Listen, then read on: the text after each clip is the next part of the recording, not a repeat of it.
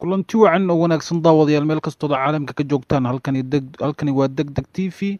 Subscribe saar channelka gambaleelkana furo si aad u noqoto daawadaha ugu horeeya muuqaalada halkan aan soo gelino. Like saar muuqaalka hadda aad daawanaysid, siina share gareey oo asxaabtaada la wadaag qaybta hoosena ka dhiibo falcelin nadiif ah.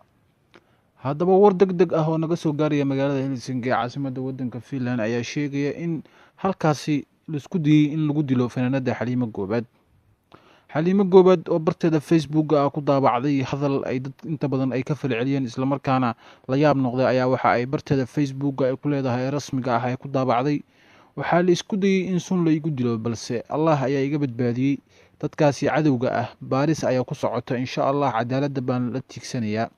Hadalkaasi ayay ku soo qortay barteeda Facebook taasi oo inta badan dadkii ay hadal hayeen saacadihii ugu dambeeyay maadaama la sheegay in fanaanada la isku dayay in sun lagu dilo, sun ay ugu dareen hablo ay cadow isku ahaayeen isla markaana ay ku wada noolayeen magaaladaasi kuwaasoo isku dayay in ay sun ugu daraan cuntada si ay halkaasi suntaasi ay u saameyso. Arrintaasi ayna ka badbaaday oo Ilaahay ka badbaadiyay sida ay ku daabacday barteeda Facebook ayna ku xaqiijisay in lagu soo weeraray in la isku dayay in la dilo isla markaana loo adeegsado in cuntada sun loogu daro. Dhanka kale fanaanka isla magaaladaasi kula sugan isla markaasna ay saaxiibada ay yihiin Axmed Saki ayaa daabacay asagana hablihii doonayay inay sunta ku dilaan walaashii Xaliimo Goobaad oo la soo xiray waxaana sugaynaa in sharciga la horkeeno sida uu sheegay Axmed Saki oo sheegay in cadaaladda la horkeenayo dadkii doonayay inay sunta ku dilaan fanaanada Xaliimo Goobaad isla markaana ay weerarka ku soo qaadeen. Dadkan la sheegay inay Xaliimo Goobaad cadawga ku yihiin ayaa wax u badan hablo isla markaana ay isku wada nool yihiin magaaladaasi kana mid ah hablihii inta badan taageero u ahaa inkastoon la ogeyn sababta khilaafka dagaalkan soo kala dhexgalay hablahaasi iyo Xaliimo Goobaad. Haddana waxaa la sheegayaa in arrintan ay khusayso arrimo qabiil oo ay dadkani iscadowsanayaan isla markaana la doonayay in lagu khaarijiyo fanaanada Xaliimo Goobaad oo in muddo ah fanka ka fariisatay maadaama waayadii ugu dambeeyay ama sanadkan 2020 aan lagu arkin dhanka fanka iyadoo fanaaniintii inta badan ka maqneed fanka ee Gulesimba iyo King Jaamac ay dib ugu soo laabteen. Dhanka kale Axmed Saki ayaa isagana weli aan ku soo laaban fanka hase ahaatee Xaliimo Goobaad oo la sheegay inay fanka uga fadhiisatay sababo ganacsi maadaama ay samaysay lacag aad u fara badan kana qayb gashay in ay share ku yeelato shirkado badan oo dhanka modelka ama dharka soo saaro oo xayisiimaha iyo waxaasi ay u leexatay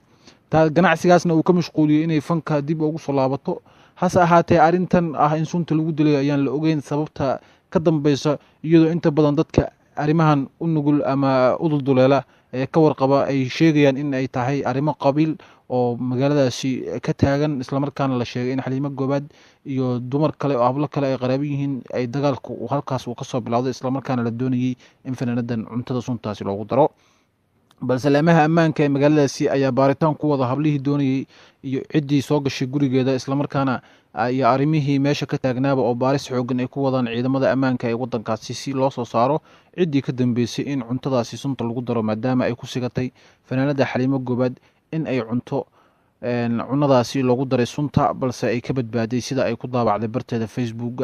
dhanka kalena Axmed Saki ayaa ka xumaaday arrintaasi sidaasna uu ku daabacay bartiisa Facebook waxaana jirtay fanaaniin badan oo hadda aad iyo aad u soo daabacay arrimahan iyo hadalhayn badan oo baraha bulshada qabsatay maadaama arrintan ay hadda Facebook si aad ah loogu hadalhayo muddo hal saac ka horna ay barteeda Facebook ay soo dhigtay fanaanada Xaliimo Goobaad sidoo kale Axmed Sakina isla daqiiqada kadib uu ka soo hadlay dhanka kale Qamar Suugaani iyo fanaaniin badan ayaa ku tilmaamay inay tahay